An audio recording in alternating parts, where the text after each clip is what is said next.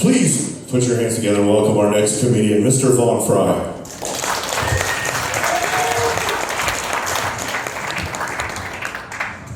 Yeah, I like to skip during my entrance. It kind of helps distract the audience from, like, the fact that I look like the villain in every Lifetime movie. Like, you see this guy skipping, oh, he looks like a nice guy, he must be good. Then you see my face.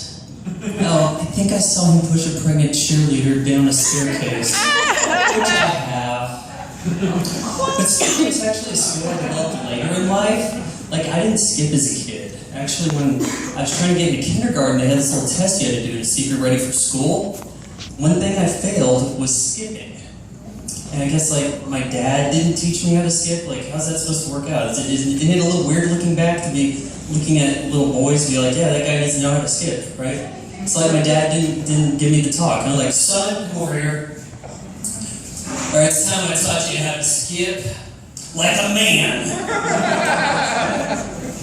Don't want to see none of this stuff. Man, we got September around here, right? September's good. We got NFL football starting up. You guys excited about NFL football? Yeah. Me neither. Yeah. Does anybody play fantasy football? Yeah. You play fantasy football? Okay, sir, what's your name? Eric. Were you up here earlier and should I remember your name? Very.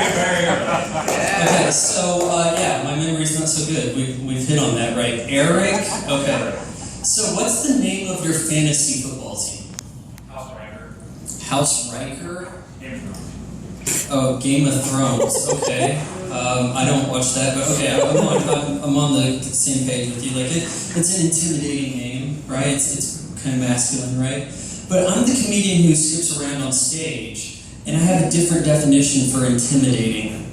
I named my fantasy football team Preparation H. Now, for those of you who are not initiated, fantasy football is where you and your buddies meet up at Buffalo Wild Wings and you pretend to eat chicken, and then you pick players from the NFL and you put them on your fantasy team.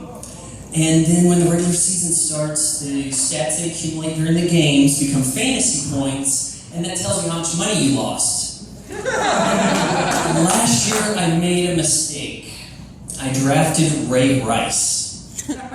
After he beat the crap out of his wife in an elevator and then drug her lifeless body away on camera.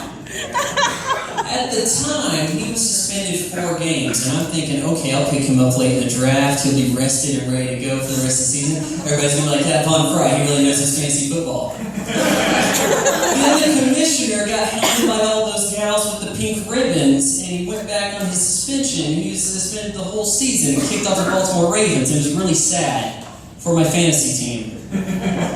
But I'm not making that mistake again. This year I went out of my way to find players I thought would be least likely to beat the crap out of their wife, girlfriend, and or child. So I picked an all-white team.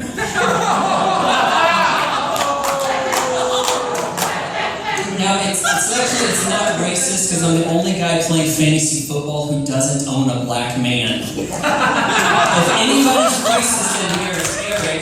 He's the slave owner.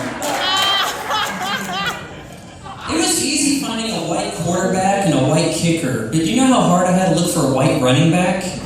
There's one. His name's Danny Woodhead, and he plays for the San Diego Chargers. And he's a backup behind Brandon Oliver. I'm kind of betting on the fact that Brandon Oliver is going to beat the crap out of his wife, girlfriend, and or child. And I'm not saying Brandon Oliver is going to beat the crap out of his wife, girlfriend, and or child, but when he does, San Diego Chargers are going to give the NFL Woodhead. And my fantasy league's going to get a full dose of Preparation H. Hey, follow me on Twitter at Vaughn Fry. Thank you.